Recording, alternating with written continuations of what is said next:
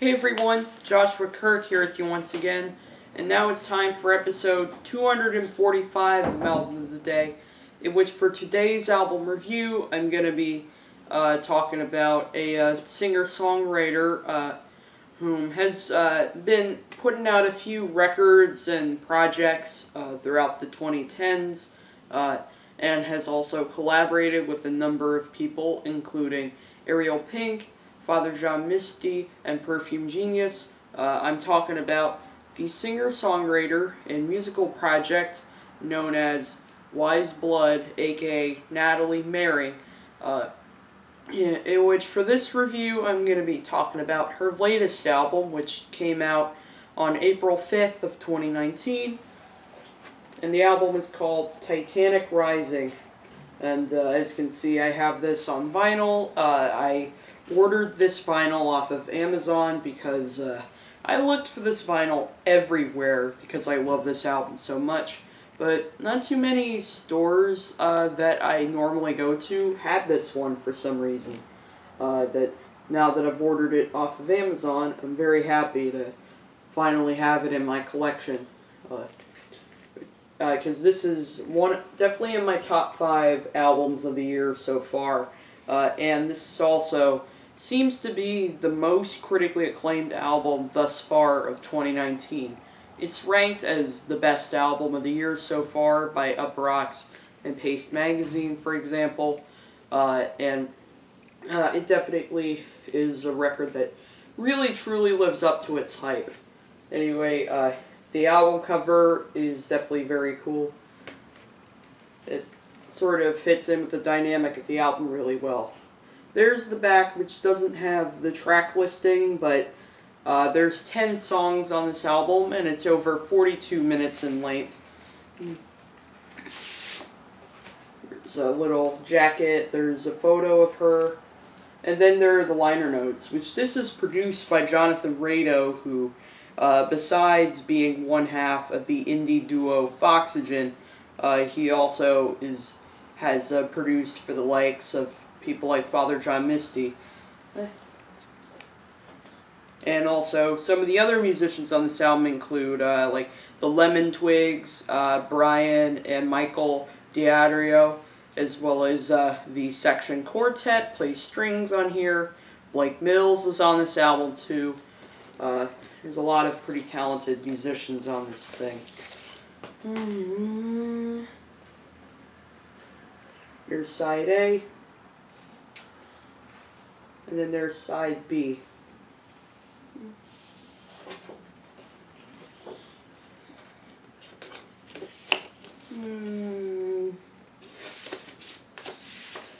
And that's the vinyl packaging for Titanic Rising, the new album by Weyes Blood. Now, like, this is an album that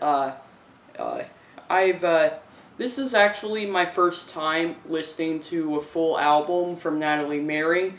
My first true taste of her was on the Perfume Genius record, No Shape. It was on the song Sides, a duet that she did with Mike Hadreas of Perfume Genius. And, you know, such an incredible song, and really that whole album is incredible too. It's my album of the year for 2017. As of right now, definitely check that out. I also heard of her because she had also collaborated with Ariel Pink, as well as she provided backup vocals to Father John Misty's latest album. But with this new album, I made sure not to pass it up and to give it a try. And I'm so glad that I gave this album a go, because this is definitely one of my favorite records of the year. And one that has grown on me. I mean, I really liked it on the first couple listens, but as the album aged, I sort of, found out why, a lot of people were giving this album a 9 out of 10. Like, not just, journalist kind of critics, but also, like, YouTube reviewers, like The Needle Drop, Not Real Music also gave positive reviews for this thing. And definitely, agree with, the 9 out of 10 score that both those reviewers gave this album. this album.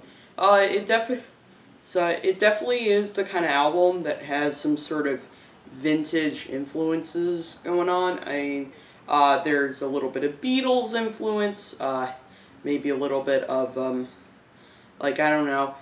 I do hear a little bit of maybe a Joni Mitchell influence, like the song Picture Me Better definitely reminds me of some of that old school sort of folk singer-songwriter sort of music, and very beautiful track.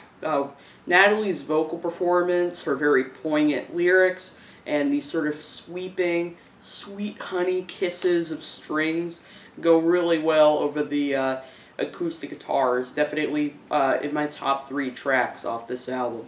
The song Every Day, meanwhile, sees a little bit of Harry Nilsson-esque sort of sounds with the jaunty pianos, but then we also have like big background vocals, some sort of whimsical strings, colorful keyboards that sort of remind me of like Magical Mystery Tour by the Beatles. And the lyrics sort of talk about how dating apps sort of have their pros and their cons. Well, when we feel lonely in society, we have all these apps and stuff that sort of suggest people to us that, you know, we may or may not know, and, you know, it could either go really well or it could be a bit of a disaster. But some really nice sort of witty satire to these lyrics, I will say. And I will say Weyes also does use satire pretty cleverly in the kind of horror-themed music video for the song. Love the opening track on this thing. A Lot's Gonna Change. Another song that has some very poignant, sort of decidedly optimistic lyrics, but it actually has some true depth to it and doesn't feel just flat out corny. And it just has some, it has some very gorgeous, very inspiring pianos, a very cathartic vocal performance, and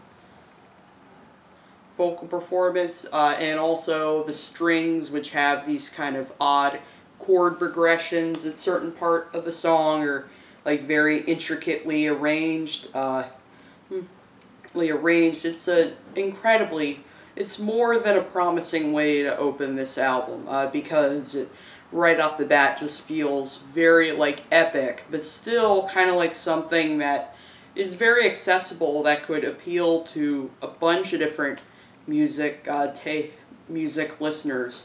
There's the next track, Andromeda Buddy, features some really nice use of the slide guitar, some very meticulously layered percussion, and some lyrics about how we kind of, in society, kind of feels like this big, wide open galaxy, and I really like some of the lyrics that just slay me, like, nothing in it for me except my heart that's lazy.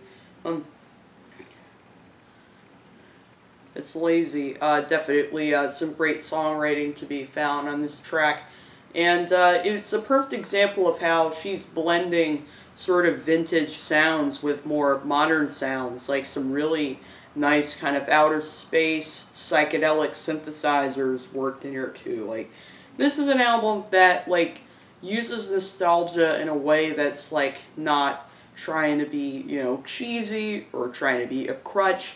You know, it still feels something that really feels relevant to this day and age, especially because the lyrics on here definitely feel very relevant to this current era. The track Movies, which I do consider, which I wouldn't really consider Titanic Rising a explicitly political album, but there definitely is politics do sort of feel like an underlying kind of theme here. You can hear a little bit of that on the track Movies, which is seriously my favorite track on this album, and I'm gonna make a bold statement. Movies is my song of the year so far for 2019. I know it's quite a statement, but, you know, trust me, but trust me on this. which this is a song about how movies and sort of the world of Hollywood is sort of kind of manipulated some people's idea of love or relationships, and they sort of think it's going to be as, you know, satisfying or as fulfilling as, you know, movies like the movie Titanic obviously can make it seem, but you know, people do realize that, you know, we're all human, and, you know, the movies just kind of, you know, polishes how we feel about ourselves and of daily life, and I really like the kind of Enya-inspired synths on the track. Natalie's vocal on there just totally gives me goosebumps, this is like the one song on the album where I hang on to like every word. It's that good.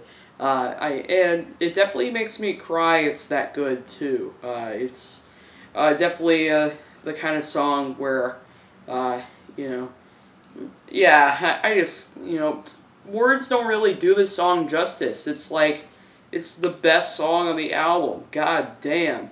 And I love the way that the song transitions into these sort of cinematic, kind of Celtic-inspired strings, and these kind of distorted vocal samples too, as well as some electronic drums. I guess you could say the arrangements are kind of comparable to what Perfume Genius has been doing lately, but just like Weyes Blood takes this whole dynamic to another level, and yeah, gosh, you know, I love this song so much. My God. The track Mirror Forever has these kind of haunting, sort of gothic strings and instrumentation. That kind of reminds me a little bit of, Marissa Nadler, a little bit. And also, I will say, the vocals also do kind of remind me of what Marissa had been doing on some of her later output. And I love the very sort of haunting, goosebump-inducing vocal melody, like on the opening line. No one's ever gonna give you a trophy for all the pain and the things you've been through. No one knows but you. I mean, it's just so beautiful, right off the bat. I also really like the kind of psychedelic, organ-laced chorus, and some of the other lyrics I really liked were, you threw me out of the Garden of Eden, pick me up just to watch me fall apart. I always hated being your second best. Get best. The track Wilde Time is definitely another one that's kind of political, although it's kind of a song that also is very poignant and sort of optimistic, sort of letting people know, you know, it's gonna be okay, don't cry, you know, we just, you know, gotta accept the fact that it's just a really wild time to be alive. And this is a song that actually has grown on me. Initially, the sort of warbly kind of guitar or keyboard effect, whatever's going on in the background, initially that kind of stuck out like a sore thumb in a kind of eyebrow-raising kind of way, but it has grown on me since then, as I think the song itself is just so beautiful, and Natalie's vocal work on it is so good, as well as kind of the spellbinding piano and string melodies. Great, and also great organ work on the album. I will say the organ is used very beautifully in cuts like Andromeda, and on this track too. The last couple of songs that I will highlight before I go are the instrumental tracks that sort of intertwine this whole half conceptual sort of album. We have the title track, Titanic Rising, which makes very beautiful usage of ambient sounds, and I love the way that the guitar and the synth, they sort of build up a little bit with noise. It definitely gives me the feeling of being in the Titanic, and it's like rising from the depths, for sure. And the closing track, which is called Nearer to Thee, takes the opening melody from the first track on the album and translates it very beautifully with strings. It's a very nice sort of poignant way to end the album. And yeah, that's not much more that I really got to say about this thing. This is such an incredible album. Which, you know, if you have not heard this album yet, you know, this is definitely one you definitely do not want to miss in 2019. It's definitely it's definitely an album that, while yes, it does have a lot of critical acclaim, and you know, I can predict to see this album in nearly every year-end list by a lot of critics, but you know, I definitely don't mind that because, you know, it totally deserves all its critical acclaim and hype. I'm definitely going to give Titanic Rising a strong 9 out of 10. Such a great album.